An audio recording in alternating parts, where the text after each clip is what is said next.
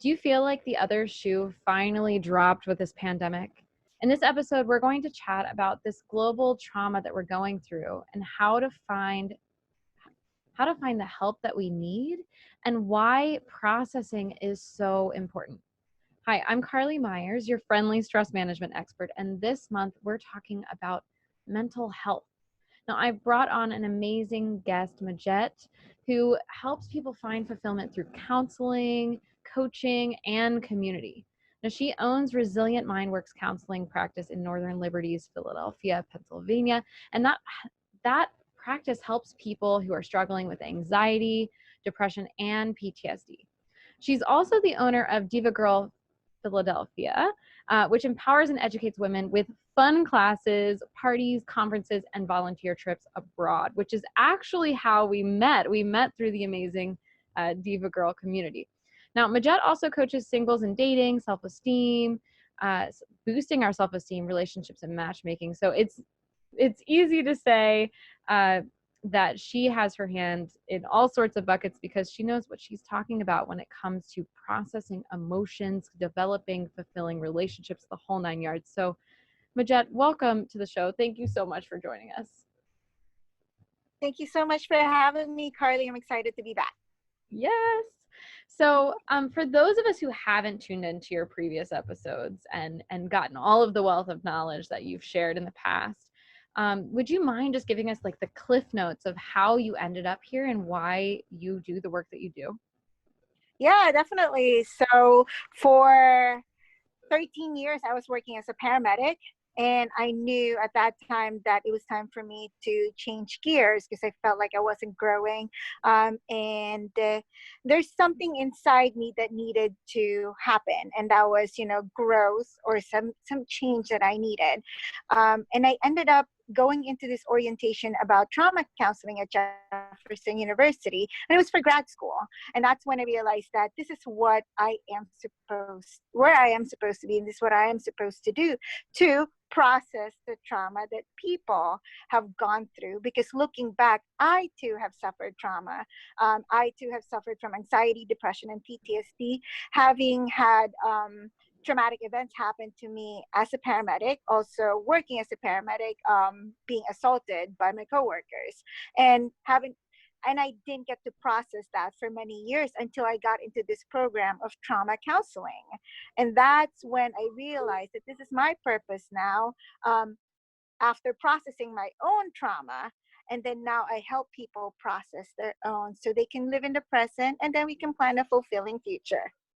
So yeah. I love that. I love that. So for those of us who are listening at home we are all in it together right now. The entire world, we're talking in terms of, this pandemic. What would you recommend? I know there's a lot of change coming up right now. A lot of we could call trauma change, depends on the level, depends on the context, like so much. What are your thoughts around like how we can cope with all of this, or what we need to be doing to prevent the second wave, which I think we were talking about, which is like the mental health wave of this pandemic? I don't know if we can prevent that wave. I think we just need to be prepared for that wave because it's going to come. Yeah. So trauma is a psychological and emotional response to an event that is so disturbing, right? So what is happening right now in the world is disturbing. It is something that is so distressing for all of us, right? So that feeling of anxiety, anger, fear, loneliness, and disgust, like these are all the emotions that people are going through. And none of them are wrong. All of them are normal. So if you're feeling any of these emotions, I just want to remind you that it's totally normal. What we're going through, the whole world, the pandemic, that's abnormal. So that's abnormal, and it's so distressing for all of us, and that's okay, right? And that's the trauma that we are all in. So with that, knowing that and being aware of that, what can we do? Because there's this wave coming in. I see it already, and I can feel it. Like I'm getting more and more clients because it's starting to settle to a lot of people. It's not a shock to our system anymore, right? We know we're in it, and this is when we really need to tune in to our emotions. and not run away from it, and actually acknowledge it and feel it. And after feeling it, because a lot of us, and I tend to do this too, is keeping ourselves busy so that we can run away from it, not knowing that we're doing that, avoiding it, right? But what we really need to do is to feel it. And then if we need to go to sad town, go to sad town. But don't live there. Try to understand while you're there, like, why am I feeling this way? Why is this triggering me? What is this reminding me of my past, right? Of my childhood, or other traumatic events that we had gone through. So, and then after understanding that, having the action plan for it. And the action plan for it is something that we're going to use to prepare for the uncertainties that life throws at us, and the people that we cannot control. And these are the coping skills that includes what you're so you're very you love this part, you're gonna love this: self-care. Mm-hmm. Right? This self-care, that I don't mean manicure and pedicure and massages, but more like creating this routine of knowing where your joy is. Yeah.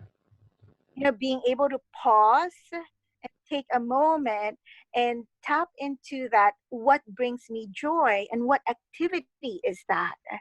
Because with that, when you know what brings you joy, that's your purpose. Mm-hmm. Right? And then when you know your purpose, that's your why. And when you know your why, there's always hope, and you're gonna keep going. Yep. Right? And in the midst of this chaos, I want everybody to remember that in the midst of this chaos, this pandemic, a lot of people are looking for their purpose. Mm-hmm. And a lot of people feel lost when they don't know that purpose. And then again, you go back to all right, I need to do my self-care. Let me tap into that, what brings me joy? What is that activity that brings me joy, so I can find my purpose? So for example, especially for the creatives, it's like creating something and then sharing it. That when you tap into that, if it's, for example, painting is something that that brings someone so much joy, or drawing, do that. Put that on your calendar. Yep. On a regular basis, and everything else revolves around that. Because when you know what brings you joy, remember that is your purpose. Mm-hmm. And then being able to share that to the world. So am I making sense? Yeah. Yes, it's funny. I was just reading, I was doing some additional reading on stress management and the psychology behind it, and all of this just last night. And they were talking about, one of the research studies that they went through was about how folks who have a sense of purpose actually are much more, one, resilient, and two, actually don't end up having the as many side effects, if you will, of going through something that's really difficult. And so I love that recommendation, Majet, because if we can just say, okay, you know what, it's simple. My purpose isn't something crazy. It's to do the things that bring me joy. And that creates that sense of hope. We are going to be able to so much better cope with everything that's going on. 100%.